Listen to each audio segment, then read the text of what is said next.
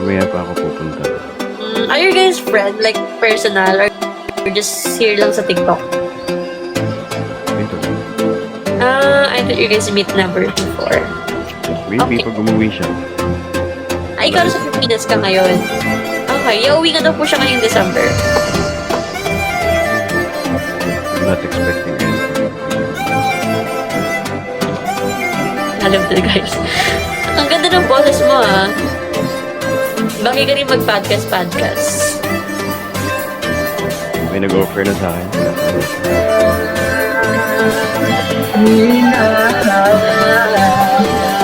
Ayoko ng exposure.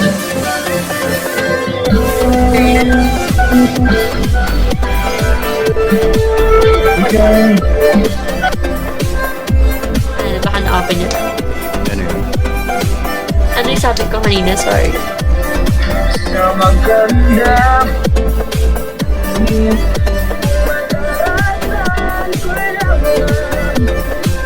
How's life naman po, kuya? Sakto lang. Hihinga ka na po. Good. Hello, Manny. Yeah, yes po. That's good. I'm good. Actually, kakauwi ko lang din ng galing akong work. So, I'm working at night. Hingin na BPO industry. How did you know? Is it that obvious because I'm working at it? Yes, I...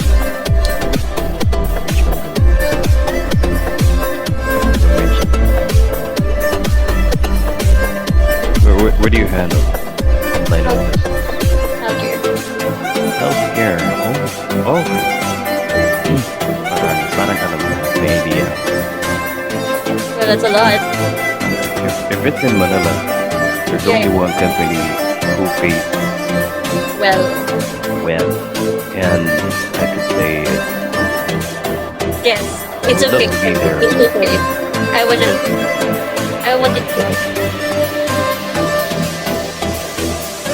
to guess. Ano company? pwede ba i-mention yun dito? Yeah.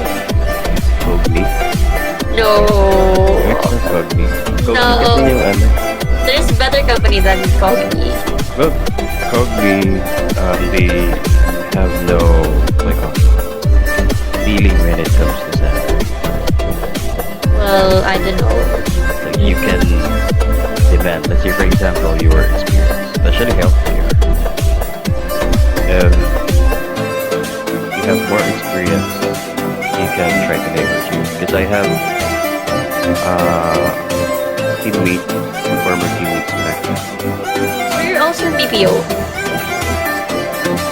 Now, wala na. Wala na, okay. Yun. Pero may katimate ako. I have one. And she was offered 60 per month. Just advocate. Agent lang yun. I think, parang above sa agent. Not entry level, of course. Okay, yeah. Kasi walang 60 kung agent ka lang. Walang 60, guys. Yeah, pero for tenured, di ba? That's 14